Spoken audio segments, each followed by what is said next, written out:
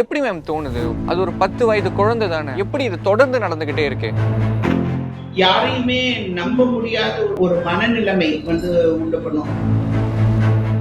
சொந்த அண்ணன், சொந்த அப்பா, மாமா, குழந்தைகளுக்கு மேல அந்த பாலியல் ரீதியான துன்புறுத்தல் வர அளவுக்கு அப்படி என்ன மேம் அந்த ஒரு ஹை இருக்கு அவங்களுக்கு? எந்த அளவுக்கு நம்ம இந்த பிரச்சனையை ஹைலைட் பண்ணி பேசுறோமோ அந்த அளவுக்கு அவனுக்கு நடக்கக்கூடிய தண்டனைகளை பத்தியும் நம்ம பேசுறதே கிடையாது. இப்ப நிறைய டயப்பர் யூஸ் பண்றாங்க இல்லையா, அதுவுமே அந்த ஒரு எமோஷனல் டிஸ்ரெகுலேஷனுக்கு காரணமா இருக்குன்னு சொல்லிட்டு அந்த எக்ஸ்ட்ரீம் எவ்வளவு தூரம் மேம் போகுது? லைக் அவன் அந்த மிருகமா மாறுற அந்த ஸ்னாப் அப்படிங்கிறது எப்படி நடக்குது? சும்மா ஒரு கோவம் வந்தாலே விவேகம் போயிடும். அப்போ போதைக்கு அடி உள்ளான ஒருத்தனுக்கு எவ்வளவு விவேகம் போயிடும்? அந்த 10 வயது குழந்தை இந்த கொடுமையை அனுபவிக்கும் போது எவ்வளவு வலியில இருந்திருக்கும். இத பத்தி இப்ப பேசுறத விட இதுக்கு மேல இந்த மாதிரி நடக்காம எப்படி தடுக்கிறதுங்கிறத பேச.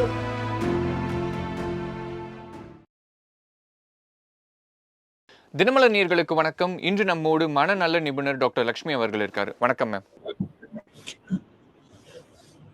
மேம், கோவை சூலூர் அடுத்த கண்ணம்பாளையம் அப்படிங்கிற பகுதியில ஒரு 10 வயது சிறுமி, அந்த சிறுமியை கொலை செய்து ஒரு கொல்லற்றுவரமா போட்டிருக்காங்க. பக்கத்துல முட்புதர்ல அந்த உடல் கண்டெடுக்கப்பட்டிருக்கு.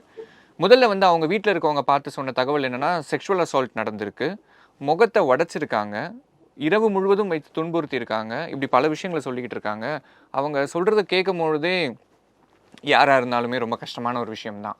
அப்படி இருக்கும் பொழுது எப்படி மேம் தோணுது? ஒரு ஹியூமன் வேல்யூ மாரல்னா நிறைய விஷயம் பேசிக்கிட்டு இருக்கோம், அது ஒரு 10 வயது குழந்தை தானே, அது எப்படி மேம் இவ்வளவு தூரம் செய்கிற அளவுக்கு ஒரு மனிதன் எப்படி மிருகம்ன்றோம், ஆனால் மிருகத்தை தாண்டின ஏதோ ஒரு டெஃபினேஷன் கொடுக்கலாம் அப்படின்னு தோணுது. எப்படி இது தொடர்ந்து நடந்துகிட்டே இருக்கு? இது இன்னைக்குலாம் இல்லை, திருப்பி பார்த்தா இது இன்னும் ஒரு வாரம் கழிச்சு நடக்கலாம், போன வாரம் நடந்திருக்கு, இது தொடர்ந்து ஏன் நடந்துகிட்டே இருக்கு? ஒரு அந்த ஆஸ்பெக்டை சொல்லுங்க மேம்.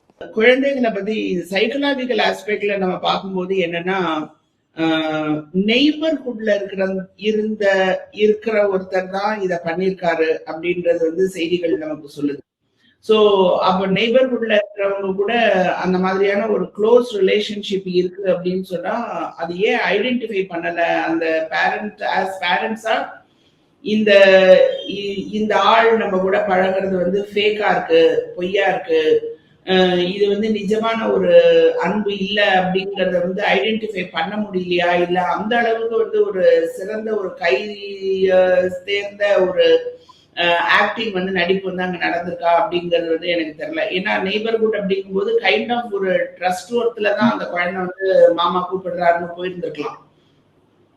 சோ அந்த இது இருக்கும்போது அப்போ இத பாக்குற சமுதாயத்துல வளர்ற பேரண்ட்ஸா இருக்கட்டும், மற்ற குழந்தைகளா இருக்கட்டும், அவங்களுக்கு ஒரு யாரையுமே நம்ப முடியாத ஒரு சுபாவம், ஒரு மனநிலைமை உண்டு பண்ணும். அது ஒண்ணு என்னன்னா, அது குழந்தைகளுடைய ஏஜ்ல இருந்தே வரும்போது ரிலேஷன்ஷிப்புக்குள்ள, அவங்களோட லாங் டர்ம் ரிலேஷன்ஷிப்புக்குள்ள கூட இந்த ட்ரஸ்ட் ஒர்த்தினஸ் ஒரு ப்ராப்ளமேட்டிக்கா கிரியேட் ஆகலாம்.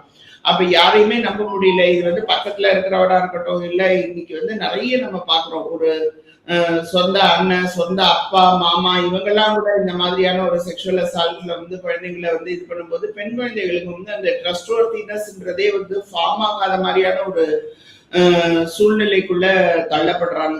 அப்படின்னு வரும்போது ஹையர் சொசைட்டில, அதாவது ஒரு கம்யூனிட்டி லெவல்ல நம்ம யோசிக்கும் போது சமுதாயத்துக்கு தேவையான ஒரு ஒரு சீர்திருத்த மாதிரி தான் நாம இதை கொண்டு வரணும் அப்படின்ற மாதிரி நான் பாக்குறேன். Government has to step in. இப்போ இது நம்ம ஒரு சோஷியல் வேல்யூ, ஒரு சொசைட்டியோட வேல்யூ அப்படின்னு பார்த்தா கூட, அந்த தப்பு செய்த நபர் இருக்கார்ல, எனக்கு அதுதான் தோணுது. இப்போ இந்த செய்தி தினமும் செய்திகளில் வந்துகிட்டு தான் இருக்கு, அதுக்கான தண்டனைகளையும் பார்த்துக்கிட்டு தான் இருக்காங்க. அதை தாண்டி இதை தைரியமா செய்யறது அப்படிங்கிற ஒரு ஹை எப்படி அந்த ஒரு நபருக்கு வருது? ஏன்னா அந்த விஷயத்த நம்ம ரூல் அவுட் பண்ணணும்ல. இப்போ நான் ப்ரொடெக்டிவா இருக்கேன், என் வீட்டு குழந்தைய நான் பார்த்துக்கிறேன், எல்லாமே ஓகே. பட் அந்த தப்பு செய்யறவனுக்கு எப்படி அந்த ஒரு தைரியம் வருது? லைக் இவ்வளோ அதுவும் அப்படி குழந்தைகளுக்கு மேல அந்த பாலியல் ரீதியான துன்புறுத்தல் வர அளவுக்கு அப்படி என்ன மேம் அந்த ஒரு ஹை இருக்கு அவங்களுக்கு? அதுக்கு அதுக்கு காரணம் என்ன கேட்டீங்கன்னா ஹரிகரன், நான் என்ன சொல்லுவேன் அப்படின்னா, எந்த அளவுக்கு நம்ம இந்த பிரச்சனையை ஹைலைட் பண்ணி பேசுறோமோ அந்த அளவுக்கு அவனுக்கு நடக்கக்கூடிய தண்டனைகளையோ, அவனுக்கு கிடைக்கக்கூடிய தண்டனைகளை பத்தியோ நம்ம பேசுறதே கிடையாது. அண்ட் பை எனி மீன்ஸ் அவங்க ஜெயில இருக்கிறாங்க, ஜெயில இருந்து அவங்க வந்து வெளியில வந்துடுறாங்க. ஏதோ சொல்லி இது மூலமா அவங்க 10 வருஷம் கழிச்சோ 8 வருஷம் கழிச்சோ அவங்க வெளியில வந்துடுறாங்க. சோ அவங்களுக்கு என்ன பெருசா நடந்துருச்சு? சோ அந்த அந்த அந்த தண்டனை அப்படிங்கிறது வந்து இதுக்கு ஈக்குவலா இருக்கா அப்படின்னா 10% கூட இல்லையே. நீங்க சொல்றீங்க ஒரு 10 வயது குழந்தைய வந்து மூஞ்சிய உடைச்சி அவங்க வந்து கொடுமைப்படுத்தி கொண்டிருக்காங்க அப்படின்னு சொல்றீங்க. அப்ப அந்த குழந்தையினுடைய மனநிலை எப்படி இருந்திருக்கும்? அந்த குழந்தையினுடைய வலி என்னவா இருந்திருக்கும்? அந்த வழியில ஒரு 10% கூட அதை செஞ்சவனுக்கு நம்ம கொடுக்கறது இல்லையே. தண்டனைகள் அதிகமாகும் பொழுதுதான் அதை பத்தி நம்ம அதிகமா பேசணும், அதை நிறைய ஹைலைட் பண்ணணும் பிரஸ்ல மீடியால எல்லாம் அப்படின்னு வரும்போது இந்த மாதிரி தண்டனை பண்ணா இது மாதிரி இந்த அரசாங்கம் நமக்கு தண்டனை கொடுக்கும் அப்படிங்கிற அளவுக்கு அதை நம்ம ஹைலைட் பண்ணி பேசும்போதுதான் இந்த தண்டனை இந்த இந்த மாதிரியான பிரச்சனைகளுடைய ஃப்ரீக்வன்சி வந்து குறையும். மேம் பட் ஆனால் இப்போ நீங்கள் ஒரு உளவியல் ரீதியாக பார்த்தீங்கன்னு வைங்களேன், ஒரு விஷயத்த சொல்லலாம் மேம். ஒரு ஆணுக்கு ஒரு பெண் மேலே வந்து ஒரு பாலியல் ரீதியான ஒரு உணர்வு ஏற்படுதுன்னா அது சக வயதில் இருக்கிற ஒரு பெண் மேலே ஏற்படும். அது வந்து ஒரு இயல்புன்னு வைங்களேன். நிறைய நேரத்தில் வந்து உடைகளை குறை சொல்கிற சமூகமாக தான் நம்ம இருந்துகிட்டு இருக்கோம். 2 வயசு குழந்தை 10 வயசு குழந்தை எப்படி மேம் அந்த ஒரு ஒரு முரட்டுத்தனமான ஒரு எண்ணம் எப்படி ஏற்படுது? அதற்கு பின்ன என்ன இருக்குது? நிறைய பேர் போதை அப்படிங்கிற ஒரு விஷயம் சொல்கிறாங்க. அதை நீங்கள் அக்செப்ட் பண்ணிக்கிறீங்களா இல்லை வேறு என்னென்ன காரணங்கள்லாம் இருக்குது? போதையை நான் கண்டிப்பா அக்செப்ட் பண்றேன். அவங்களுக்கு வந்து அந்த மாதிரியான ஒரு எமோஷனல் ரெகுலேஷன் இல்லை அப்படின்னு சொல்லிட்டு நீங்க சொல்ற மாதிரி ஒரு நார்மலான நீங்க சொல்ற மாதிரியான இந்த ஒரு பாலியல் உணர்வு அப்படின்றது வந்து இந்த சோகால் நார்மல் பர்சன்ஸுக்கு தான் வந்து சக வயசுல இருக்கிறவங்க அந்த மாதிரி அந்த ஒரு ஒரு ஒரு நார்மலா எனக்கு எப்படி ஒரு பாலியல் உணர்வு இருக்கணும், அது இருந்தா நான் எப்படி வந்து என்ன நான் ரெகுலேட் பண்ணிக்கணும் அப்படிங்கிற மாதிரி தான். சோ இது வந்து அப்நார்மல் கேஸ்ல தான் நம்ம பாக்குறோம். ஒரு எமோஷனல் டிஸ்ரெகுலேஷன் இருக்கு, அவங்களுக்கு ரெகுலேட் பண்ணிக்க முடியல அவங்களுடைய. ஏன்னா அந்த பாலியல் உணர்வுன்றது வந்து ஒருத்தரை பார்க்கும்போது வர்றதுங்கிறது கிடையாது. அது வந்து ஒரு பேசிக் பயாலஜிக்கல் இன்ஸ்டிங். எப்படி வந்து பசி வந்து ஒருத்தர் இருந்தா தான் நம்ம சாப்பிடுவோமா என்ன, அது நமக்கே வரக்கூடிய ஒரு இன்ஸ்டிங். அந்த மாதிரி hunger, thirst and sex are basic biological instincts for any human being. நம்ம வந்து அந்த அந்த ஒரு பேசிக் இன்ஸ்டிங் தான் அந்த அவங்களுக்கு வந்து வரும்போது அது என்ன ஆகுதுன்னா நம்மளுக்கு வந்து இப்போ ஒரு ஒரு ஒரு காலகட்டத்துல நான் இதை வந்து இன்னொரு ஒரு ரிசர்ச்ல கூட ஐ ஹேட் டோல்ட் திஸ். என்ன சொல்லியிருக்கேன் அப்படின்னு சொன்னா இப்ப நிறைய டயப்பர் யூஸ் பண்றாங்க இல்லையா, அதுவுமே வந்து அந்த ஒரு எமோஷனல் டிஸ்ரெகுலேஷனுக்கு காரணமா இருக்குன்னு சொல்லிட்டு நான் நம்மளோட டிவியே ஒரு இன்டர்வியூல நான் சொல்லியிருந்தேன். என்னன்னா அந்த நிறைய அதிகமா இப்போ ஒரு ஒரு குழந்தை வந்து ஒரு பாத்ரூம் போகணும் அப்படின்னு தோணித்து அப்படின்னு சொன்னா அந்த காலத்துல எல்லாம் டைப்பர் கிடையாது. சோ டாய்லெட் ட்ரைனிங் அப்படிங்கிறது வந்து 1.5 வயசு 2 வயசுல சொல்லி கொடுத்துருவாங்க. காலில் உட்காந்து வச்சு போகிறது, இல்ல வெளியில கூட்டிட்டு போயிட்டு விடுறது, அந்த மாதிரி சொல்லி கொடுத்துருவாங்க. the child will be trained. இன்னைக்கு 5 வயசு 6 வயசு வரைக்கும் டைப்பர் போட்டுட்டு இருக்காங்க. அந்த குழந்தைக்கு வந்து டாய்லெட் ட்ரைனிங்கிறதே கிடையாது. அப்போ ஒரு ஒரு பேசிக்கான அடக்கவே முடியாத ஒரு ஹையஸ்டான எமோஷன் அப்படிங்கிறது வந்து நீங்க அடக்க சொல்றீங்க. இந்த இடத்துலதான் போகணும், இந்த டயத்துலதான் நீங்க போகணும் அப்படின்றத அந்த குழந்தைக்கு நம்ம கத்துக் கொடுக்குறோம். இப்ப 6 வயசு 7 வயசு வரைக்கும் அந்த குழந்தை டைப்பர்லயே இருந்துச்சுன்னா ஒரு ஹையஸ்டான எமோஷனை எப்படி கண்ட்ரோல் பண்ணணும்ன்றதே அந்த குழந்தைக்கு தெரியாம போயிடுது. அதுதான் வந்து ஹையர் லெவல்ல வரும்போது அடலசன்ஸ் வரும்போது 18 இயர்ஸ் வரும்போது செக்ஷுவல் இன்ஸ்டிங்க்ட அந்த குழந்தையால கண்ட்ரோல் பண்ண தெரியல. ஏன் தெரியலன்னா நம்ம சின்ன வயசுலயே அதுக்கு கத்துக் கொடுக்கல. நைட்டு கூட குழந்தைங்க எல்லாம் டாய்லெட் போறது கிடையாது. ஆனா எங்களுக்கு bed waiting is an important reason. டேண்ட்ரம்ல பெட் வெயிட்டிங் வந்து நாங்க நோட் பண்றோம். ஒரு சைக்காலஜிக்கல் கேஸ் ஹிஸ்டரி நாங்க எடுக்கும்போது பெட் வெயிட்டிங், டேண்ட்ரம், நைட்டு அழுகிறது, ஸ்டமன் அலர்ஜி இதெல்லாம் நாங்க நோட் பண்றோம். ஏன் பெட் வெயிட்டிங் நாங்க கொண்டு வரோம் மேம்? பட் ஆனால் இப்போ தப்பு செய்கிறவங்க எல்லாருமே பார்த்தா ஒரு 30+ தானே மேம். நீங்கள் சொன்ன அந்த 80s 90s கிட்ஸ் தானே இப்போ அந்த அதிகமான பிரச்சனைகள் பண்ணுறது. டைப்பருங்கிறது இப்போ வந்த விஷயம் இல்லை மேம். இவங்களோட ரெஃப்ளெக்ஷன் இன்னும் ஒரு 10-15 வருஷம் கழிச்சு இருக்கலாம். நம்ம எப்படி டைப்பரையும் இந்த சொசைட்டியில் குழந்தைகள் மேலே நடக்கிற பாலியல் துன்புறுத்தலையுமே கனெக்ட் பண்ண முடியுது? I can't understand.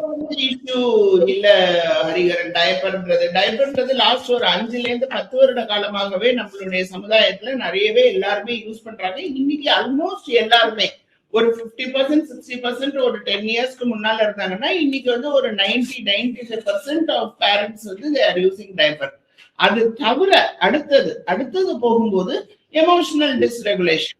அது போதைக்கு அடிமையான பழக்கமா இருக்கலாம், இல்ல வந்து ஃபேமிலியினுடைய முன்விரோதம் காரணமாக அந்த மாதிரி செய்யலாம், பணத்துக்காக ஏதாவது நம்ம செய்யணும் அப்படிங்கிற மாதிரி செய்யலாம். சோ அந்த மாதிரி ஒரு எமோஷனல் டிஸ்ரெகுலேஷன் நிறைய கேசஸ் நாங்க பாக்குறோம். ஒரு நாளைக்கே நாங்க நிறைய கேசஸ் பாக்குறோம் இந்த மாதிரி எமோஷனல் டிஸ்ரெகுலேஷன். அது எங்கேயாவது ஒரு இடத்துல அது வெளியில வருது. அது வந்து ஹையஸ்ட் இன்ஸ்டிங்க்ட்னு வரும்போது இந்த செக்ஷுவல் அசால்ட் அண்ட் செக்ஷுவல் டிசையர்ல வந்து நமக்கு போய் முடியுது. இத பத்தி மன உளவியல் ரீதியாகவும் நம்ம பேசுறதுக்கு நம்ம ரொம்ப தயங்குறோம். இப்போ எங்களுக்கு ஒரு மன அழுத்தமுக்காக ஒரு கொஸ்டின் நம்ம கொடுக்குறோம் அப்படின்னா அதுலயே ஒருத்தருடைய செக்ஷுவல் இன்ட்ரெஸ்ட் எங்க இருக்கு அப்படின்றது ஒரு கொஸ்டினா நாங்க கொடுக்குறோம். ஏன் கொடுக்குறோம் அப்படின்னா அது வந்து ஒருத்தருடைய மன உளவியலை எந்த அளவுக்கு பாதிக்கும், அதிகமா யோசிக்க வைக்கலாம், இல்ல ரொம்ப டிப்ரெசிவா போக வைக்கலாம், எப்படி வேணாலும் ஒருத்தருடைய செக்ஷுவல் இன்ஸ்டிங் செக்ஷுவல் டிசைர்ங்கிறது நம்மள வந்து மாத்தலாம். சோ இந்த ஒரு 30 வயசு இந்த இவருக்கு இந்த கார்த்திக்ன்றவருக்கு வந்து 33 வயசோ 35 வயசோ போட்டிருக்கிறாங்க. சோ இது வந்து அவர் செக்ஷுவல் அசால்ட் பண்ணியிருக்காரு அந்த குழந்தைய அப்படின்றது ஊர்ஜிதமாச்சுன்னா ஃபேமிலியோட முன்விரோதம் காரணமா இருந்ததா அப்படின்றதையும் நம்ம பார்க்கணும். ஏன்னா நெய்பர்ஹுட்ல இருக்காங்க.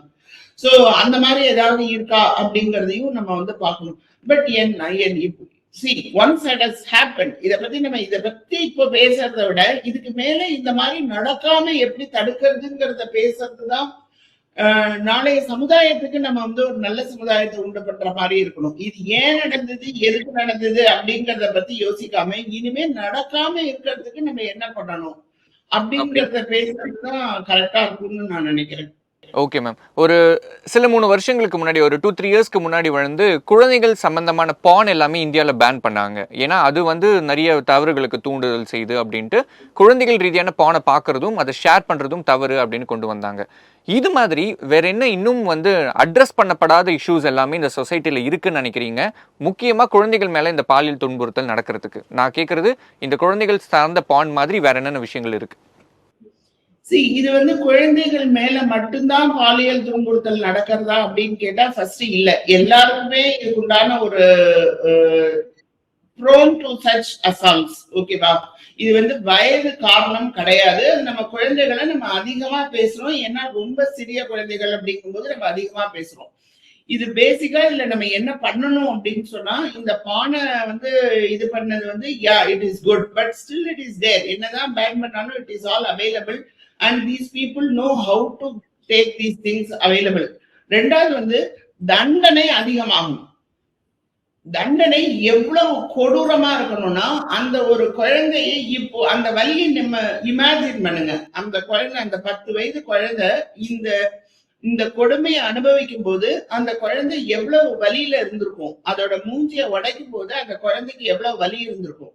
அதை இமேஜின் பண்ணி அதுக்கு ஒண்ணு ஈக்குவல் இல்ல விட அதை விட அதிகமா ஒரு தண்டனைய அந்த செய்தவர்களுக்கு, அந்த அக்யூஸ்டுக்கு நம்ம கொடுக்கும் போது அதை பத்தி அதிகமா ஹைலைட் ஆகும்போது, ஒரு மீடியாவா இருக்கட்டும், பேப்பரா இருக்கட்டும், எந்த ஒரு மீடியா இருந்தாலும் அதை அதிகமா ஹைலைட் பண்ணும்போது, இந்த மாதிரி நமக்கு பிரச்சனை நடந்தா நம்மளுடைய அரசாங்கம் இந்த மாதிரி ஒரு தண்டனையை கொடுக்கும் அப்படிங்கிற அந்த பயம் வரும்போதுதான் பெண் குழந்தைகளுக்கு எல்லாருக்குமே ஒரு சேஃப்டியான ஒரு சமுதாயமா இது மாறும்.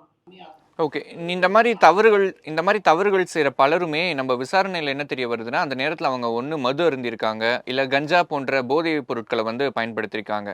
நீங்கள் சொல்கிற ஒரு எமோஷ்னலி இம்பேலன்ஸ்டான ஒரு பர்சன், தன்னுடைய உணர்வுகளை கட்டுப்படுத்த முடியாத ஒரு பர்சன், இந்த மாதிரி போதை பொருட்களை பயன்படுத்தும் பொழுது அந்த எக்ஸ்ட்ரீம் எவ்வளோ தூரம் மேம் போகுது? லைக் அவன் அந்த மிருகமாக மாறுற அந்த ஸ்னாப் அப்படிங்கிறது எப்படி நடக்குது? ஒரு 10 வயசு குழந்தைய பூஜை உடைக்கிற அளவுக்கு மிருகமா போகுது.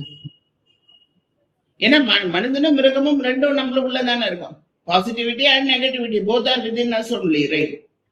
சோ நான் ஒரு எமோஷனல் டிஸ்ரெகுலேஷன்ல போகும்போது yoga calls this very beautifully as tamasic nature. Rajas and தாமஸோட காம்பினேஷன் வரும்போது rational decision making quality, viveka அப்படிங்கிறது நம்மளை விட்டு போயிடும். ஒண்ணும் இல்ல, ஒரு நார்மலா ஒரு கோபம் வந்தாலே நமக்கு விவேகம் போயிடும். சும்மா ஒரு கோபம் வந்தாலே விவேகம் போயிடும். அப்போ போதைக்கு உள்ளான ஒருத்தனுக்கு, எமோஷனல் டிஸ்ரெகுலேஷன் இருக்கிற ஒருத்தனுக்கு எவ்வளவு விவேகம் போயிருக்கும். அவன் நான் செய்யறது ரைட்டுக்கா, எனக்கு இந்த நேரத்துல இது நடந்தாகும். Instant gratification of pleasure. எனக்கு இப்ப இது தேவை, நான் நடத்திப்பேன் by any cost. By any means at any cost, என்ன வந்தாலும் பரவாயில்ல பாத்துக்கலாம். அது அந்த நேரத்துல அவனுக்கு தோணாது. அந்த rational decision making quality, discriminative decision making, இது ரைட்டு இது தப்பு அப்படின்ற அந்த discrimination power, that is called as விவேகா. அந்த விவேகம் நம்மளை விட்டு போயிடும். அந்த விவேகம் போச்சுன்னா naturally mind will say instant ஜாலியா இருந்துக்கலாம். Okay, thank you so much ma'am. இந்த சம்பவங்கள் தொடர்ந்து நடந்துக்கிட்டே தான் இருக்குது. இது தொடர்பாக இனி வரும் எதிர்காலத்தில் பேசக்கூடாது, இது இங்கேயே முடியணும்னா ஒவ்வொரு வாட்டியும் நினைப்போம். ஆனால் ஒவ்வொரு வாட்டியுமே தொடர்ந்து இது ஏன் பேசிக்கிட்டே இருக்கணும்னா, இதை பார்க்குற யாராவது ஒருத்தர் அவங்க அந்த எமோஷனல் இம்பேலன்ஸில் இருக்கிறவங்க தன் நிலையை உணர்ந்து இந்த தவறை இன்னொரு வாட்டி செய்ய மாட்டாங்க அப்படிங்கிறது தான் எல்லாருமே. இது வரைக்கும் 1,00,000 வீடியோக்கள் இருக்கலாம் யூடியூப்பில் இது தொடர்பாக. ஆனாலும் மீண்டும் மீண்டும் அந்த தவறுகள் நடந்துக்கிட்டே இருக்குது. இனிமேலும் அந்த தவறு நடக்கக்கூடாது அப்படிங்கிறது தான் ஒரே ஒரு எண்ணம். Thanks for your time ma'am. Thank you so much. Thank you so much for calling me into this discussion. But கலெக்டிவான இந்த கோபம்ங்கிறது வந்து கலெக்டிவான ஒரு சமுதாய மாற்றத்துக்கு ஒரு வழி வகுத்தது அப்படின்னு சொன்னா, ஏன்னா இது நீங்களும் நானும் மட்டும் இதை பத்தி பேசி பிரயோஜனம் கிடையாது. சோ ஒரு கலெக்டிவான ஒரு கோபமா இது இறங்கி ஒரு கலெக்டிவான ஒரு சமுதாய மாற்றமா இது உருவாகணும். அண்ட் நான் சொன்ன மாதிரி அவனுக்கு என்ன தண்டனை கொடுக்குறோம் அப்படிங்கிறதையும் அதிகமா ஹைலைட் பண்ணி நம்ம வந்து காமிக்கும் போதுதான் வந்து இந்த மாதிரியான ஒரு பிரச்சனைகளை பத்தி இனிமேல் வரக்கூடிய காலகட்டங்கள்ல நம்ம பேசாம இருக்கிறது